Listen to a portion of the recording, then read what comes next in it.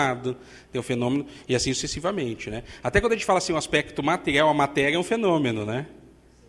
Você entendeu? Porque é sempre consciência, é sempre fenômeno. A gente entende aquele aspecto do estímulo sonoro, né? Quando eu falei ontem com o Russell, eu disse assim, nós escutamos som e não estímulo sonoro que a gente fala já é fenômeno. Já se manifesta para nós como fenômeno. Por isso que fenomenologia diz que tudo que aparece, né? Estudo de tudo que aparece. Porque tudo que aparece é fenômeno, mesmo quando a gente está fazendo referência a algo material. Entendeu? É fenômeno.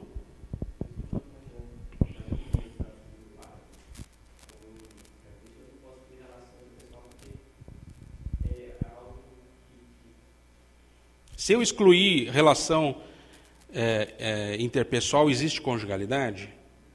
Não. Por isso que não dá para suspender. Só que é um elemento que já define o que é conjugalidade. Por isso que precisamos ir além. Entendeu?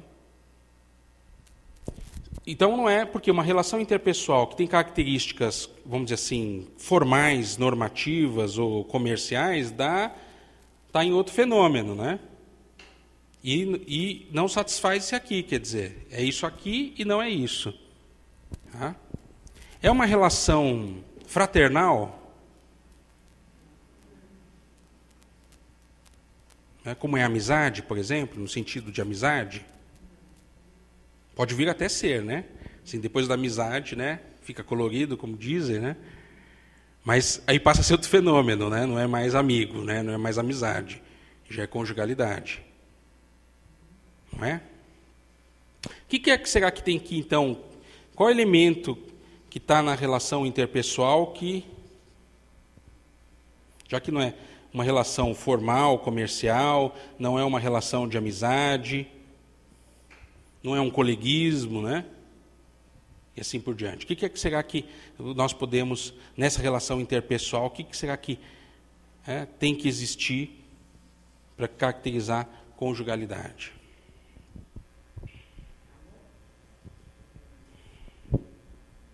É uma relação afetiva? É uma relação afetiva, não é? É uma afetiva. Certo? Uma relação afetiva.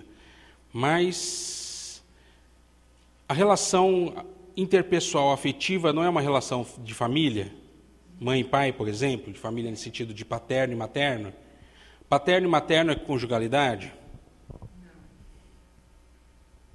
Mas a relação com o pai e com a mãe é afetiva, não é?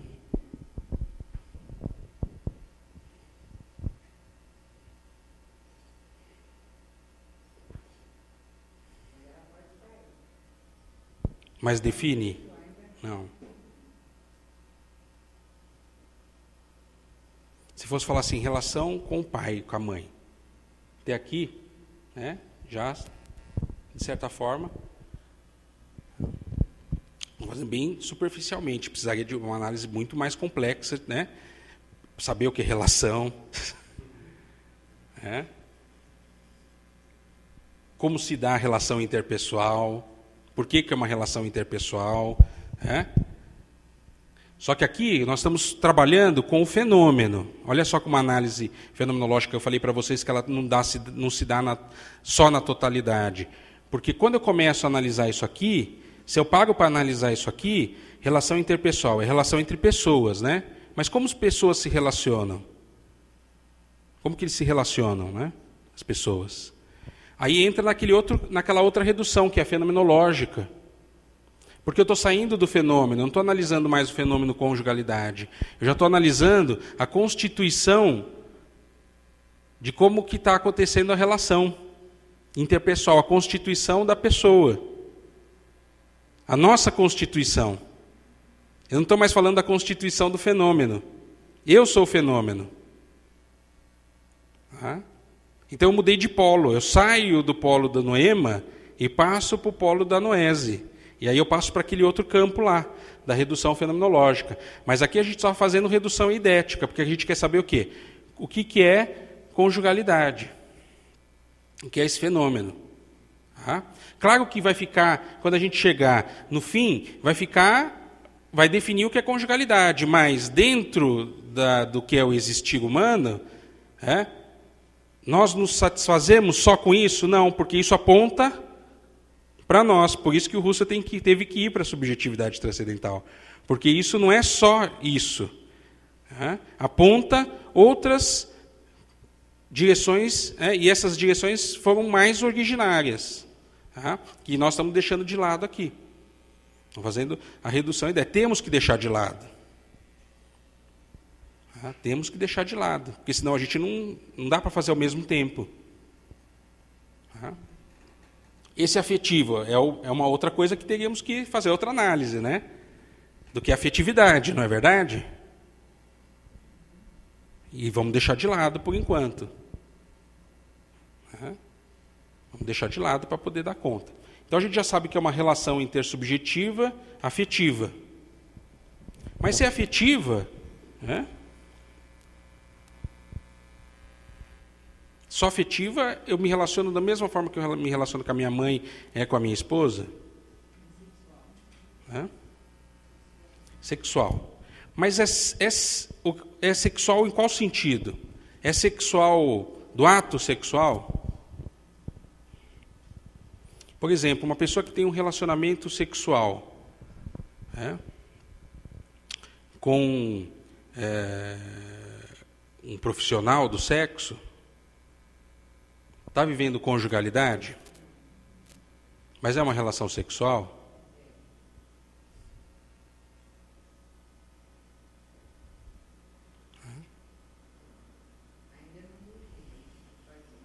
Mas é importante essa questão sexual. Só que não é um sexual desligado desse afetivo, né? Não é um sexual do sexo, vamos dizer assim. É um sexual, mas que está ligado ao afetivo. O que é o sexual afetivo que normalmente a gente fala? Erótico, né? O erótico. Porque o erótico não é o sexo. Mas o erótico também não é o sentimento sem o corpo, sem a troca corpórea, sem o sexo, vamos dizer assim.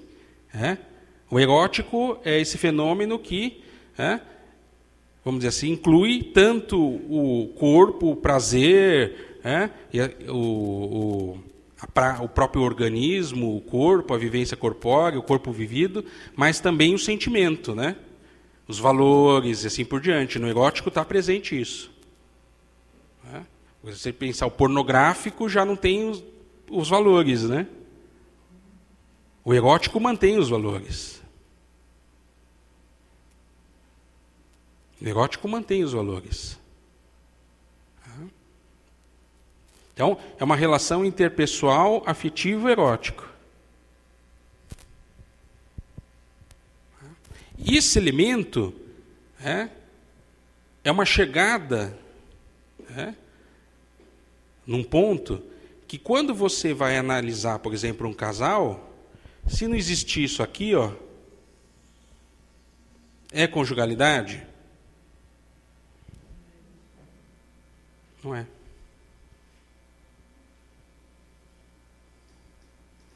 Não é conjugalidade. Isso, quando eu falei para vocês que a psicologia fenomenológica ela é importante para fazer essa análise, porque se eu estiver trabalhando com um casal, uma terapia de casal, e eu encontro relação interpessoal, eles se relacionam, tal, tem trocas, é afetivo, mas não tem isso aqui, não é conjugalidade. Pode ser amizade. Pode ser uma relação familiar, como pai, como mãe. Não é genuinamente, porque o fenômeno é esse, uma relação conjugal. E é importante fazer essa análise e chegar nisso, por quê? Porque aí, quando eu vou pensar em intervenção, eu vou pensar justamente em intervenção dentro desse plano, né?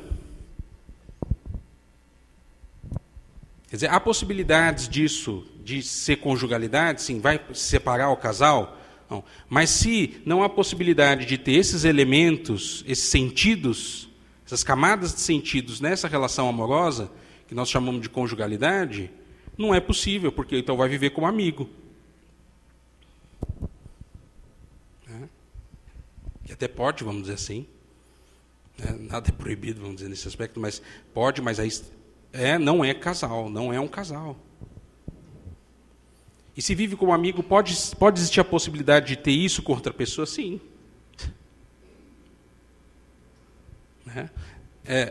Claro que, falando psicologicamente, como animal, né, vamos dizer assim, o psíquico como animal, né, mesmo vivendo isso, há a possibilidade de viver com outras pessoas, não é? Por quê? Porque esse afetivo erótico aqui, a gente precisaria analisar também, porque ele tem também um elemento que são o quê? Os valores que estão presentes aqui, não é? Porque se for só relação interpessoal afetiva erótica, esse erótico e esse afetivo, ele tem o valor. Por isso que, então, a pessoa ela está com o seu cônjuge e não está com outra, não está com um amante. Mas por que tem amante? Porque muitas vezes vive psiquicamente isso, né? Quer dizer, o elemento do valor não está presente naquilo que está vivendo. Não está presente na vivência. Porque se estiver presente na vivência, ele não... Por isso que, tá aí, todas as coisas são ilícitas, nem tudo me convém, né? É isso aqui. Quer dizer, a vivência do casal, enquanto uma vivência de casal, de conjugalidade, tudo isso aqui está presente, tudo isso aqui está sendo vivido.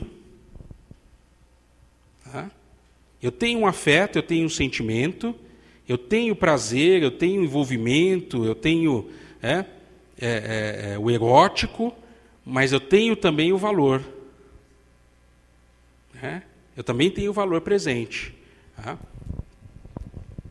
Se você se relaciona de forma conjugal, é uma relação interpessoal, mas só, vamos dizer assim, sexual, né? Esse erótico ele perde o sentimento, né? E perde o valor. Pode se viver? Pode, mas se vive uma relação pautada nessa vivência, na vivência interpessoal sexual. Por isso que aí, se o casal entra em crise, né, e ele vai procurar ajuda, a gente analisar a conjugalidade nesse aspecto, isso me ajudou muito, né, no meu trabalho, porque há a possibilidade, qual que seria a intervenção, né? Voltar às coisas mesmas, não é? Voltar a essa relação que eu vivo com a outra pessoa. E claro que às vezes você pode manifestar, né, esses outros elementos da conjugalidade, o casal, não vou dizer retomar, porque se não estava manifesto, nunca estava vivendo, né? Mas o casal viver isso e viver como um casal mesmo. Mas também pode acontecer que isso não seja possível. Porque daquela relação interpessoal não surge talvez esse erótico ou um sentimento. E que não é um sentimento só no sentido do sentimento... Aí não pode ser o sentimento só psíquico, né, animal, ligado ao corpo e às reações. Tem que ser um sentimento que está ligado também aos valores, por isso que aparecem os valores. Não pode ser só psíquico, porque o psíquico é muitas vezes aquele sentimento da posse, psico-orgânico, né? O nosso psiquismo é psico-orgânico. É espiritual também, mas ele também tem a relação com o orgânico, então é psico-orgânico. Então uma relação conjugal possessiva é uma relação conjugal psico-orgânica. Então, nessa conjugalidade, não é uma conjugalidade ainda. Bom, a gente chama de conjugalidade porque, de forma formal, casou no cartório, assim por diante. Mas e a vivência? A vivência conjugal. Essa vivência que a gente tem que analisar. A conjugalidade enquanto vivência conjugal. Como que esse casal vive a vivência conjugal? Qual é o sentido dessa vivência?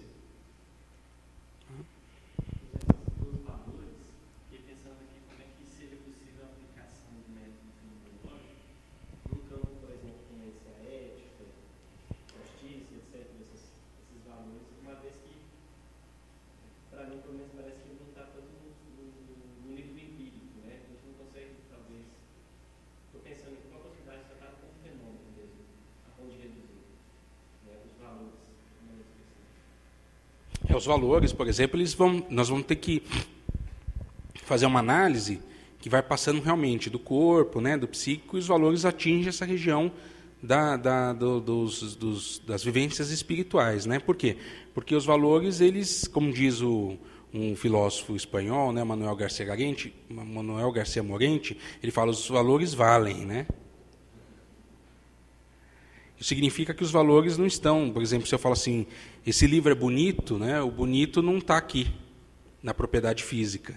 O bonito partiu da consciência transcendental, E por isso que os valores são atribuídos, nesse sentido. Quando você tem, vamos voltar à conjugalidade dos valores, que eu acho que fica mais visível. Se quando você tem um afetivo erótico, mas um afetivo erótico que está mais no sentido psico-orgânico, ainda está sendo vivenciado mais no psico-orgânico, o que está sendo presente, o que está sendo de presença lá, é justamente aquilo que está sendo oferecido enquanto sentimento, que seria prazer, que seria essa coisa da posse, da necessidade do outro, que aquilo que acontece quando você observa o começo de uma conjugalidade, a pessoa necessita da presença do outro, aquela coisa que a gente vê, por exemplo, ficar ligando um para o outro, quer saber, não sei o que lá, não sei o que lá. Chega um ponto que essa vivência é o preenchimento, essa vivência ela se esgota, ela é preenchida e ao mesmo tempo antecipa uma outra vivência, que nós temos essa condição de além disso, Então, ver o cônjuge não só como uma pessoa no sentido psico-orgânico, uma coisa e alguma coisa que me dá prazer e que de certa forma me realiza e assim por diante, mas alguém que vale, alguém que tem o valor, e que não está manifesto na própria pessoa em sentido psico-orgânico, que transcende isso, que vai além disso. Não, aí seria transcendental. Porque os valores teriam que justamente chegar nessa transcendentalidade. Os valores não são psíquicos. Por isso que o Russell diz que a redução eidética vai só até a região do psíquico. Por isso que ele fala, o psicólogo tem que usar o método da redução. Quando a gente vai analisar os valores, aí tem que ir para a redução transcendental, porque é a constituição do ser humano. Então, por exemplo, o animal não tem valores. Ele é psico-orgânico. Se a cor é agradável, ele assimila. Se a cor é desagradável, ele não assimila, não é assim? Ele não diz a cor é bonita. Mas para nós também tem isso. Agora, eu vejo que isso é um processo de vivências. Isso se dá numa tacada enquanto constituição. Quer dizer, a gente vê a conjugalidade nesse todo, nessa síntese. Mas isso precisa ser feito o quê? Precisa viver. É como você conhecer essa mesa. Para conhecer essa mesa, eu preciso fazer isso. Eu preciso também tá experienciando, tá vivenciando, tá captando cada lado. Eu captei a mesa na totalidade, mas eu preciso ir aqui, preciso fazer tudo isso. E a mesma coisa acontece aqui na conjugalidade. Eu vou me relacionando e isso aqui vai sendo preenchido, mesmo acontecendo na sua identidade. O que é conjugalidade? É isso todo. É essa possibilidade de manter uma relação com alguém afetiva, erótica, valorativa. É isso que está acontecendo. Pá! Só que não quer dizer que isso vai ser preenchido adequadamente, né? Vai se preenchendo e pode se preencher e não se cumprir. Parar. Só que aí, claro, quando você vê que os elementos que têm vividos ali naquela relação não é conjugalidade, por quê? No sentido fenomenológico, porque não está sendo vivido, por exemplo, valores. Os valores não estão sendo vividos.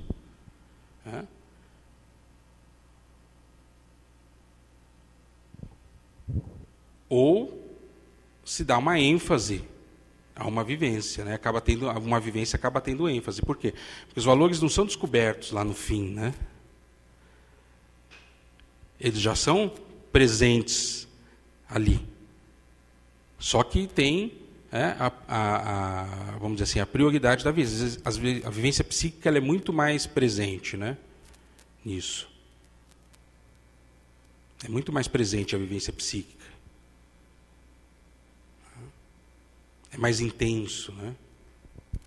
Porque também aí a gente teria que fazer uma outra análise que é generativa, né? O método generativo, porque tem a ver com o desenvolvimento. Né? Quer dizer, na relação de um adolescente que está ficando na balada, já tem a presença desses valores, se é uma relação conjugal, vamos dizer assim, tem, ele sabe, ele indica, né? É a possibilidade dessa pessoa ser alguém para casar, vamos dizer assim, para casar no sentido de viver uma conjugalidade comigo. Está uma antecipação, já tem identidade. Só que o que está sendo intenso nesse momento? Que é assim, o que se manifesta e qual é a minha possibilidade de virar, né, o livro? É isso. O que nesse momento eu preciso preencher, né? Esses são os aspectos psicocorpóreos, né? Então precisa beijar, precisa abraçar, né? E pode ver que isso é tão comum, né? Quando dá para perceber em beijo, né?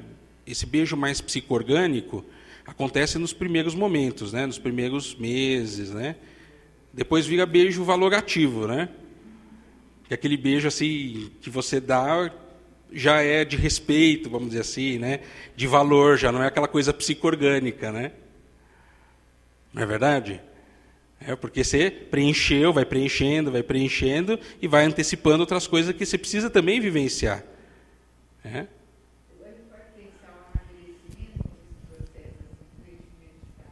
É um amadurecimento, né? O amadurecimento é esse preenchimento, né? Por isso que precisa também de uma análise histórica para isso, porque isso está acontecendo no tempo.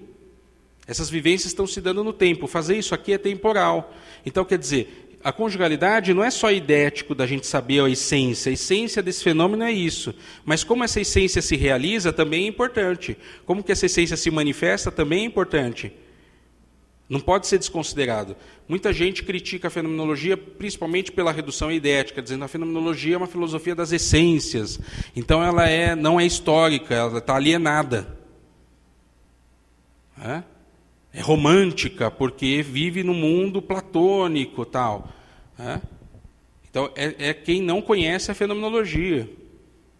Normalmente, porque estudar a fenomenologia realmente é quase que um projeto de vida, né? Porque você precisa pegar esses momentos, esses diversos momentos. Às vezes, um crítico, alguém pega uma obra do Husserl, e pega como se fosse aquele elemento, por exemplo, nas ideias. As ideias é onde o Husserl mostra essa redução idética, a questão das essências. Para ser essência não pode mudar. Tem que ser, conjugalidade tem que ser isso. Nem nós vimos no triângulo, se mudar é outro fenômeno.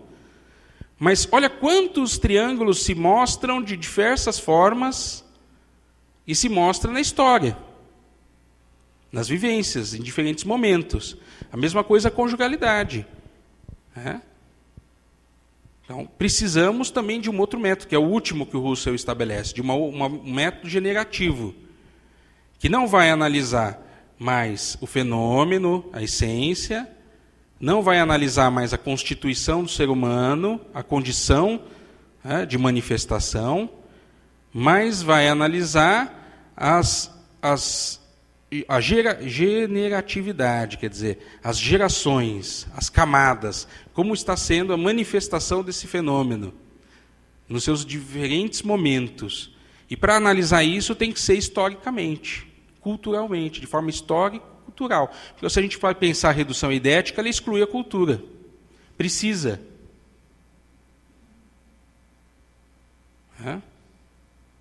Precisa. Porque aqui, nesse momento idético, a fenomenologia é diferente de por exemplo, de uma antropologia culturalista. Porque qual que é o princípio de uma antropologia culturalista, uma antropologia cultural? É o relativismo, não é? Aqui não dá. Aqui não dá para ser relativo. Aqui eu tenho que colocar entre parênteses. No transcendental, não dá também. Só que esse transcendental não existe como um negócio anterior. Esse transcendental, como a gente viu, existe na vida, né?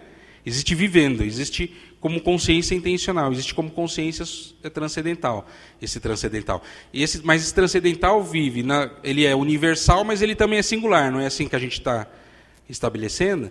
Singular e universal? Então, como que dá esse singular e universal? Vai se dando no tempo, né? Como que eu vou descobrindo o universal e o singular desse livro? Se dando nessa relação, nesse fluxo temporal. Historicamente. Dado historicamente. Claro que na percepção do livro, o virar o livro não é histórico esse movimento de reter, de antecipar, está sendo histórico. É uma história que está acontecendo, é um processo histórico que está acontecendo. Quando você pergunta para a pessoa quem é você, me fale de você, quando você está fazendo uma entrevista psicológica, o singular e universal vem num processo histórico, né? Porque a pessoa está relatando o retido e antecipando no movimento. Não é só idético. Então, o método fenomenológico, eu entendo assim, que o método fenomenológico, dependendo da intenção do que você quer analisar, é que você vai eleger como que você vai analisar. Como a gente fez aqui, só a conjugalidade, pronto, agora... Eu falei da conjugalidade toda? Não. Mas a conjugalidade é um fenômeno que se manifesta de relação humana. Como que é a relação humana? Preciso que é humano. E vou fazendo outra redução em direção a essa subjetividade, a esse humano. Mas esse humano, ele existe no tempo, é como temporal. Ele é histórico.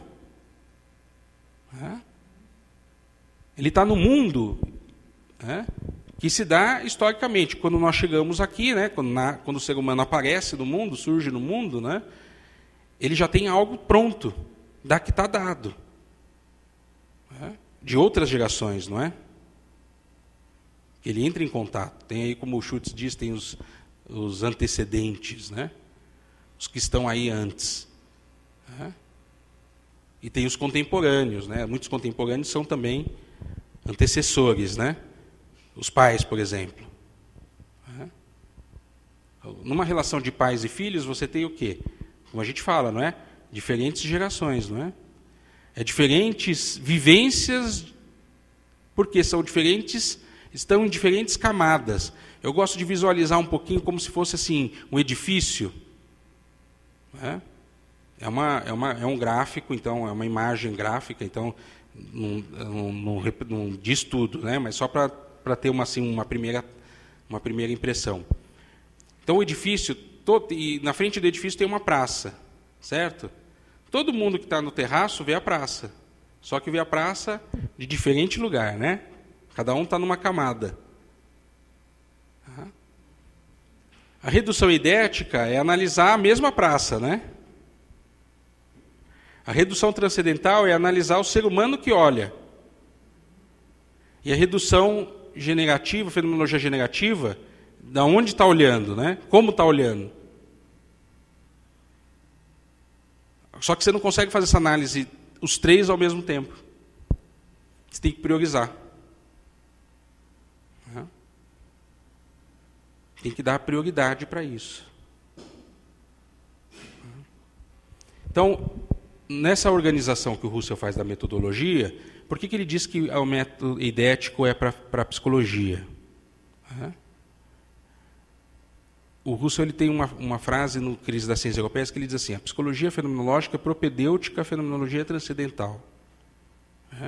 Quer dizer, para poder chegar nessa concepção da transcendentalidade, da subjetividade transcendental e depois da generatividade, de como isso vai acontecendo temporalmente, historicamente, eu preciso partir daqui, né?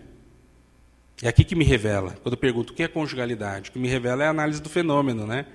O ponto de partida para chegar no ser humano, para chegar no mundo da vida, para chegar é a pergunta do fenômeno. Isso que é fenomenologia. O mundo da vida, o Russell usa o método generativo para isso. Porque o mundo da vida é justamente essas camadas históricas. O mundo da vida não é um mundo. Não tem muitos mundos, mas não é um mundo só. É um mundo como a cebola. É um mundo como a cebola, cheio de camadas. E é como a gente fala, né? O mundo familiar, o mundo da família, o mundo da escola, né? Quer dizer, mas é um mundo só, não são coisas estanques, né? Você não sai de um mundo e passa para outro, não sai de uma realidade e vai para outra, você está no mundo como um todo, o mundo numa totalidade. Só que esse mundo ele tem diversas camadas, né? E são camadas históricas, que são manifestas em tempos, né? Então vai formando isso. Do mundo da vida, a análise que o Russell faz do mundo da vida já é uma análise generativa. Tá? Agora, essa análise generativa e essa análise transcendental, da redução transcendental, e é na redução transcendental que o Russell chegou na fenomenologia generativa, né? Isso do que o Russell pelo menos estabelece, eu entendo, é da fenomenologia, não é da psicologia. Por que não é da psicologia? A psicologia tem que levar em consideração, mas não é uma análise da psicologia. É uma análise que a psicologia pode levar em consideração, deve. Por isso que o Russell diz, depois nós vamos ver diversos modos que o Russell vai dizendo, que a fenomenologia e a psicologia devem estar juntas, uma com a outra. Elas têm diferentes propósitos, mas elas caminham juntas. Elas não se separam. Justamente, então, por conta disso, porque não dá para analisar a conjugalidade só com uma estrutura afetiva, erótica, não dá. Quando a gente chega nos valores, que a gente vê nesse fenômeno a presença dos valores, os valores são psíquicos? Não. Os valores, a vivência valorativa é uma vivência psíquica? Não é uma vivência psíquica. É uma vivência espiritual. E se é uma vivência espiritual, eu já estou na camada da subjetividade transcendental. Por quê? Eu não aprendo a ter valor. O valor tem que se dar. Eu não aprendo, você não ensina valores. Você pode condicionar normas, né? Mas o valor não. É diferente você dizer assim, bom, não vou trair tal pessoa porque eu não posso, né? Senão alguém vai me pegar. Isso é uma coisa, é psíquico, né? A outra coisa é você ter o valor. Dizer, não faz sentido. Não me faz sentido. Não faz sentido. Claro que psiquicamente você tem desejo, né? Aí é bastante interessante. Por isso que a psicologia não pode se afastar da fenomenologia. Ela não pode aplicar, mas ela percebe a abertura, né, para a fenomenologia. Porque você tem o desejo, você sente atração, de se relacionar com outra pessoa, promover uma traição, vamos dizer assim. Você sente essa atração. Você não está livre, nós não estamos livres disso. É ingenuidade de dizer que está. Porque também não tem valores sem psíquico. Também dizer a pessoa, ela vive o espiritual e não sente mais nada do corpo, lembra que a gente discutiu isso ontem? Isso não existe, né? É abstrato, é teórico isso. A pessoa ela sente o desejo, mas os valores, pode dizer, não convém, né? Não convém não é porque é proibido, não convém porque não faz sentido. Esse é o espiritual dessa frase de Paulo, né? Porque senão se torna uma proibição no sentido de psíquico, quer dizer, de condicionamento. Quer dizer, se tem uma regra, E você tem que seguir essa regra. E essa regra tem seus estímulos, tem suas reações, e assim por diante. E quando você sente o desejo, você sente o desejo, mas ao mesmo tempo não faz sentido, você já não está mais na dimensão só psíquica, né? Você também está na dimensão espiritual. Quer dizer, já tem um preenchimento adequado dessa vivência, né? Quer dizer, atingiu o que seria uma conjugalidade. Você tinha levantado a mão?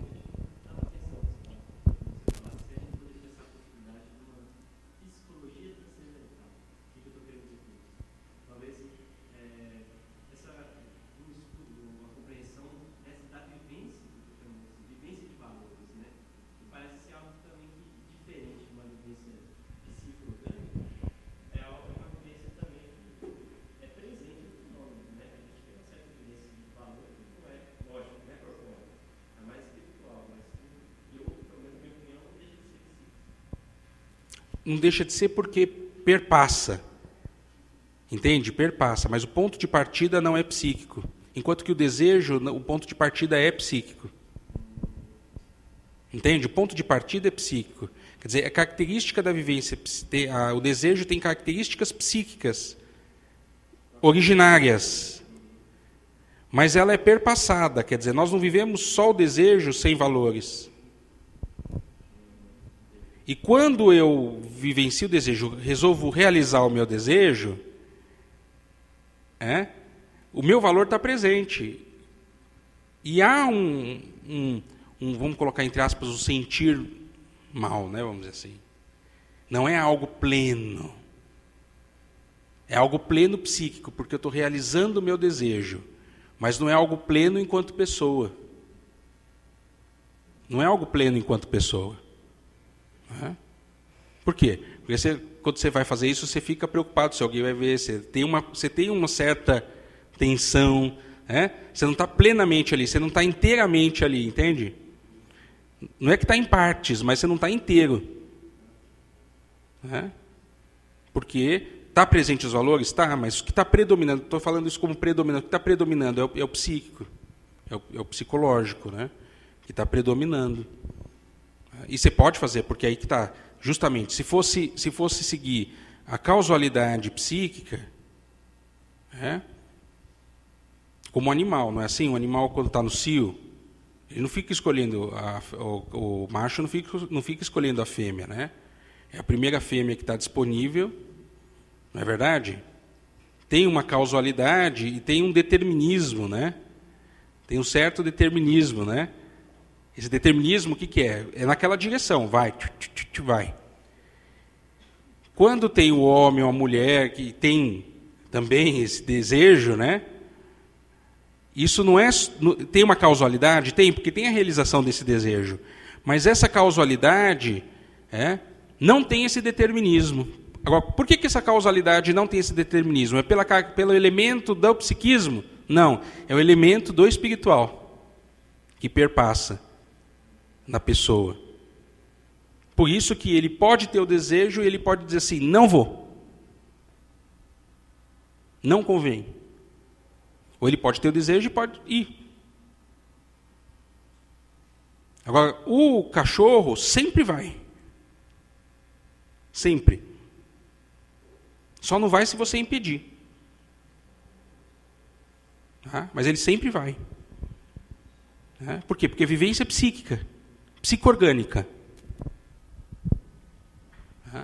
Não tem a vivência espiritual para poder... Então, olha só, a causalidade psíquica, o texto da Edith Stein, a causalidade psíquica, a Edith Stein vai mostrar bem isso, né? Quer dizer, ela vai dizer, existe uma causalidade. Existe uma causalidade, mas não é determinada. O nosso psiquismo tem uma causalidade, diz desejo, e desejo busca a realização. Mas não está determinado a realização. Não está determinado os pontos, o que a gente muitas vezes na psicologia naturalista tende a entender que se eu entender o desencadeamento desses fatos, eu vou entender por que a pessoa fez assim. Então, a partir do momento desse desencadeamento, Que a gente vai buscar, normalmente a gente tenta buscar explicação, né? Então faz por quê, né? Você faz a pergunta, por quê? Entrevista psicológica, principalmente quando a pessoa está começando, né? A psicologia está começando a fazer entrevista, tem essa necessidade de perguntar por quê, né? Porque entende que o porquê vai te satisfazer a sua análise, entendendo que o porquê, ele analisa o quê? Fatos, né? Que vão se desencadeando numa certa determinação. Você fala, por isso que isso é assim, por conta disso, disso, disso, disso. Só que esquece que existe sim essa causalidade. Né? Precisou acontecer isso, isso, isso, isso. Existiu sim essa história, tem essa história. Só que essa história, ela aconteceu não num determinismo, ela aconteceu num fluxo de sentido. Por isso que não dá para dizer assim, se não tem pai é assim. Não dá para dizer isso. A pessoa é assim porque não teve pai. Dá para dizer isso se eu conceber que o meu psiquismo, as minhas vivências psíquicas, elas funcionam como as vivências orgânicas. Num determinismo. Se aumentar o sódio, aumenta o batimento cardíaco. Não é assim? Então, é uma causalidade e está determinada. Agora, o psiquismo tem causalidade, mas não tem a determinação. Então, aconteceram coisas,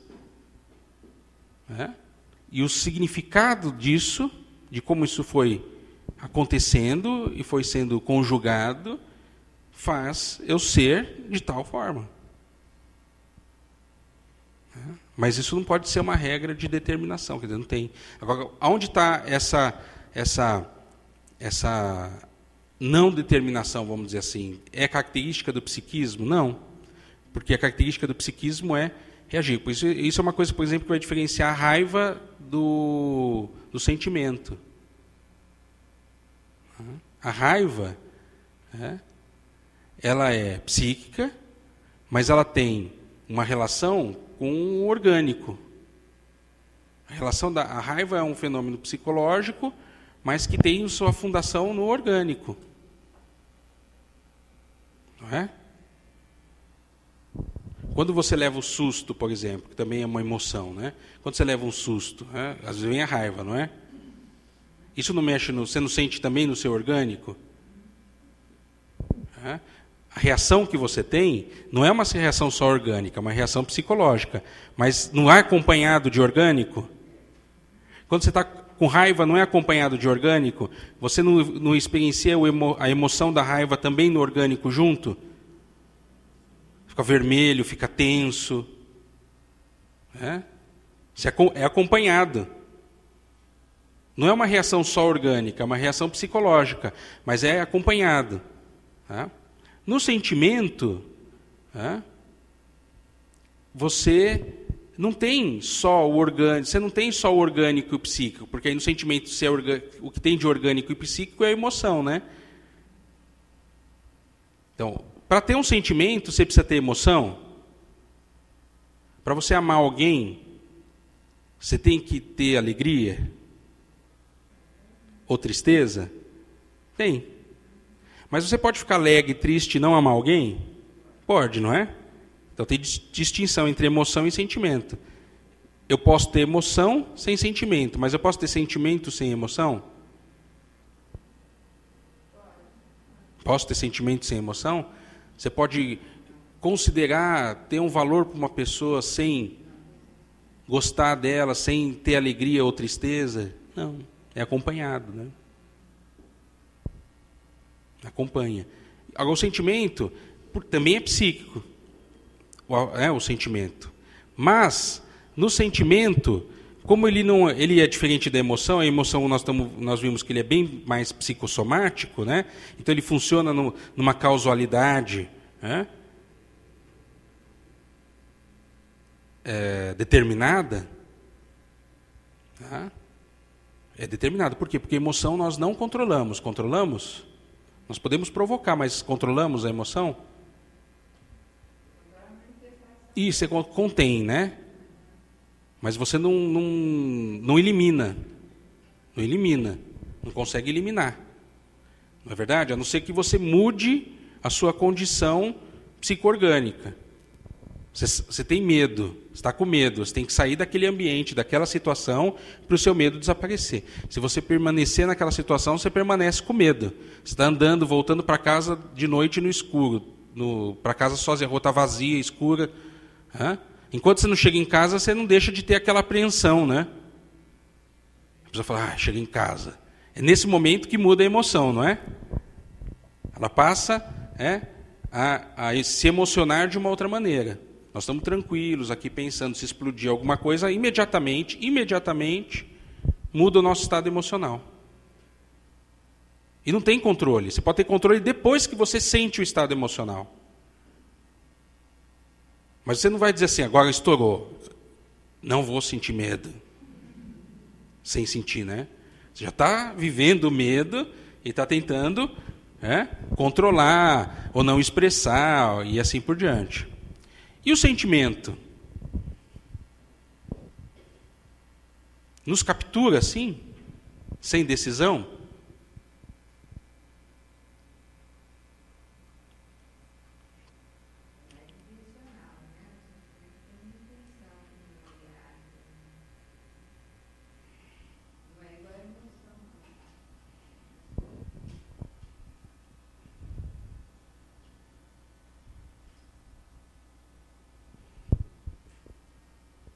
Vamos para o relacionamento. Quando a pessoa está lá ficando, ela está se emocionando?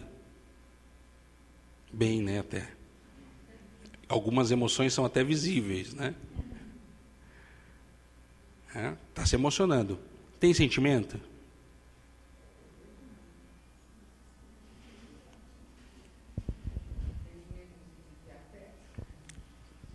Pode ter algum tipo de gostar, vamos dizer assim? Gostar não no sentido emocional, de prazer. Porque para ser sentimento é só prazer, é só emoção, é só alegria, prazer, tristeza. O que tem que conter no sentimento? Para ir além de emoção.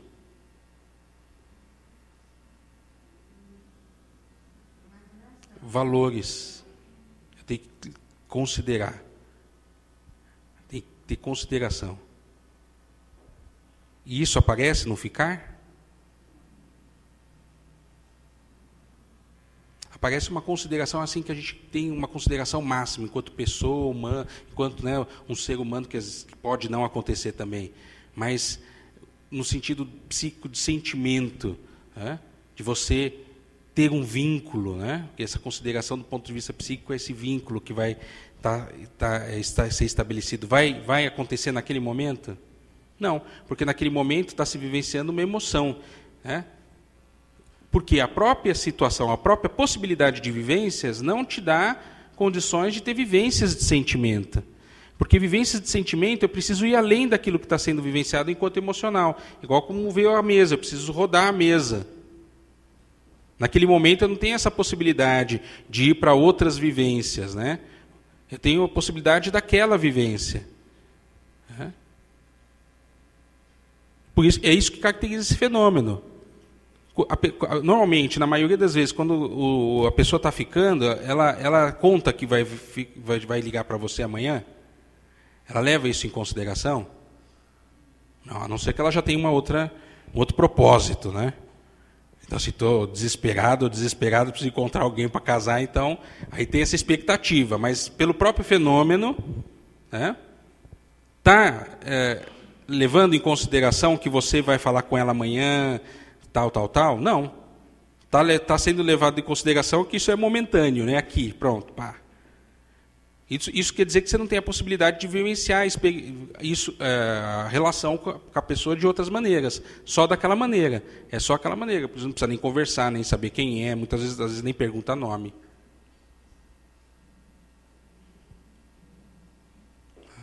Se você começa a querer saber o nome, se você começa a querer saber quem é essa pessoa, o que ela faz, onde ela mora, o telefone dela e assim por diante, retenção e antecipação estão fluindo temporalmente, Você está abrindo possibilidades do quê?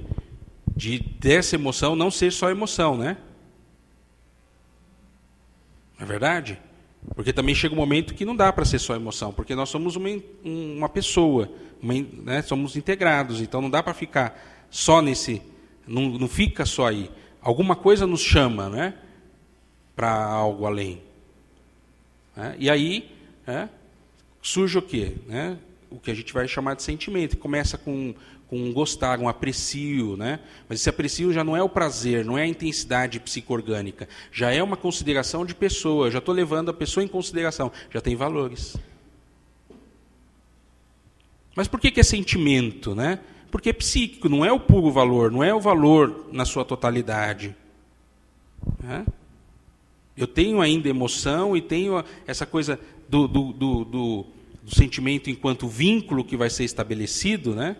Esse vínculo que não é um vínculo físico, né? Não é um vínculo orgânico de estar amarrado, né?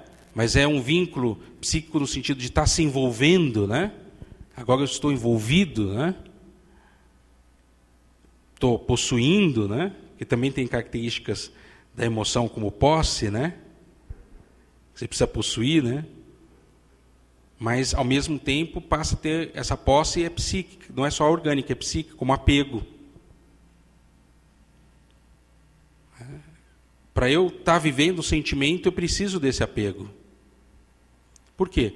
Porque senão eu não vivencio algo com a pessoa. Se eu não estiver próxima dela, se eu não estiver com ela e o outro comigo, né, não é a possibilidade de vivenciar o sentimento. Senão é só uma vivência emocional, uma hora de um jeito, outra hora de outro, assim por diante. Então, é uma característica, o apego é uma característica do sentimento. Mas estar juntos é só assim? Não, né? Porque é perpassado pelos valores e assim vai indo. Assim vai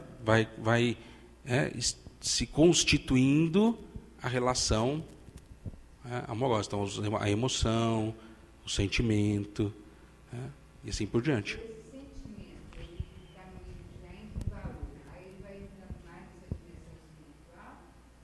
Sim. Ele fica tudo junto, né? Uhum. Mas esse sentimento estaria mais nesse nível espiritual, porque entra em valor ali. Né? Isso mesmo. E aí entra esse posicionamento também. O que eu faço para esse valor? Por isso que a gente pode dizer assim, não é regra, né? Mas você